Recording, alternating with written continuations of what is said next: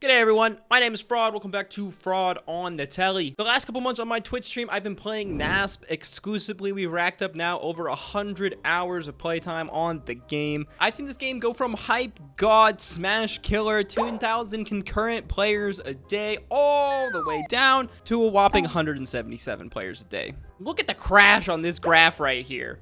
Jesus, it's No Man's Sky all over again. So with that being said, join me as we take a look at just what the fuck happened to Nick All-Stars. Let me bring your mind back to a simpler time. It's early October 2021. Sora's about to be released as the final character on Smash Bros. Ultimate. A sense of unease was beginning to take hold in the Smash community as players everywhere wondered what the future of platform fighters held now with the death of Smash. Like Gandalf appearing on the horizon, there was Nick All-Stars. At least that's what they wanted you to believe. Where to begin with this game, bro? I guess let's just start with the elephant in the room. The price, $50 US. That's the price of Smash Ultimate new. That's quite the hefty price tag for a new title backed by indie developers Audacity. And surely with that price, they must be offering a product somewhat comparable to Smash Ultimate? Yeah, nah. Let's go down the checklist, shall we? Voice acting? Nope. Unique character sound and abilities? Nope. Unique and fun stages? The competitive stages are alright. They're all kind of lackluster outside of harmonic convergence. Fun and unique arcade mode? No. Fancy, cool character skins. Hope you like hats. No. Let's not even forget that these outfits weren't even available until like the game had been out for like 2 months or something. How about game-breaking combos and infinites?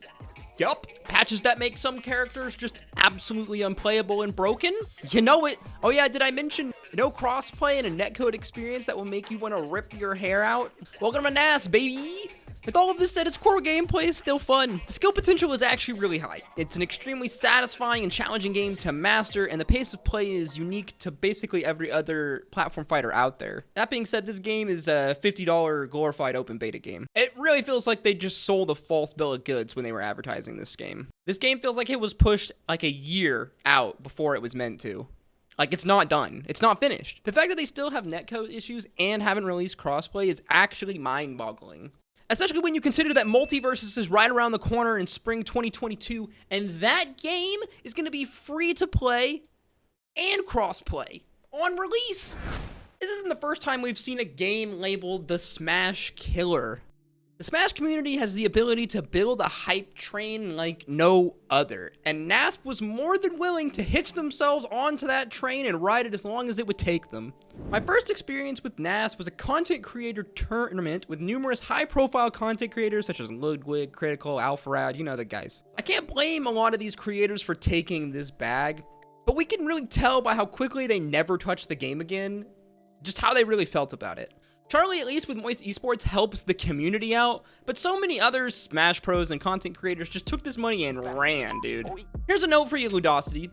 If you plan on hitching yourself to the Smash community car, you better have a polished game, and you did not. Let's not even get started at the lack of originality in the cast moves. Many characters' moves are just copies of each other, but in different positions. April's aerial and grounded strong moves are the best examples of this, but many other characters suffer from the same problem. The character meta is also all over the place. In many matchups, the meta has devolved into whoever goes off stages first just loses because recovery gimps are so strong in some of these matchups. Where the game really shines is in the cast franchise and its pace of play. There's a lot of nostalgia in Nickelodeon, especially in the Avatar franchise and the TMNT franchise. They kind of really carry this game. The pace of play is really good though. Mechanics like wave dashing, dash dancing, wave slamming, and fast fall cancels allow for really high potential level of play as well as fast gameplay. It does a really good job of being a game that's easy to learn, hard to master, which in my opinion usually makes for a good combo for good gameplay. At its core, the gameplay is fun, especially once you put hours into it and you've learned.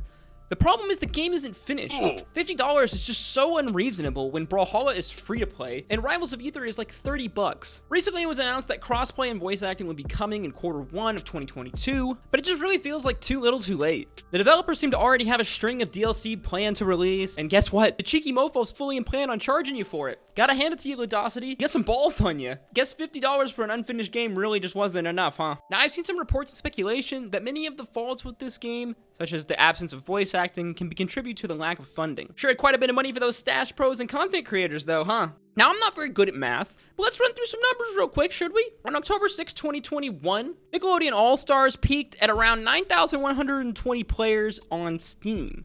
9,121 times 50 is $456,000. Now, let's remember, this is extremely conservative. This is just Steam figures, and this is just based on the peaked players at that day. This doesn't take account new players who bought the game later on, as well as console players, because let's not forget, this game is available on Xbox, PlayStation, and Switch. With that being said, I don't even want to imagine how much money they made on this game. Speaking of our console brethren, let's pour one out for them, shall we? If you bought this game on Switch, you actually got scammed. Switch consistently receives updates like a month after PC and the other consoles. It has even worse netcode issues than the rest of us because, well, Wi-Fi problems. And it has what feels like maybe 10 players online at a time sometimes. And you're gonna tell me you can't reinvest some of this money into voice acting or maybe netcode that actually works? It's really hard to predict just how many units they've sold. Sites like Steam Spy predict somewhere around 200,000 people own this game on Steam. It's really hard to know. I'm sure if I knew the amount of money they actually made, I would throw up. All they need is somewhere around 20,000 units to make $1 million, and I'm pretty sure they easily sold that. It's possible I'm just a jaded boomer, but this game really does feel like a massive cash grab, dude. I can't help but think it was just released early to capitalize on the Smash's ending hype. In a month, this game went from Smash Killer to a Discord community game. A AAA price slapped on a rushed open beta. Then on top of that, they're gonna keep their broken, polished characters behind a paywall? Fuck off. So again, we ask, what killed Nick All-Stars? I don't know, Billy. There's too many reasons to count, let's be honest. That being said, I'm probably still going to end up streaming it tomorrow, so I guess come by and say hi. If you enjoyed this video, like, comment, and subscribe. Let me know, do you think there's any saving Nickelodeon All-Star Brawl?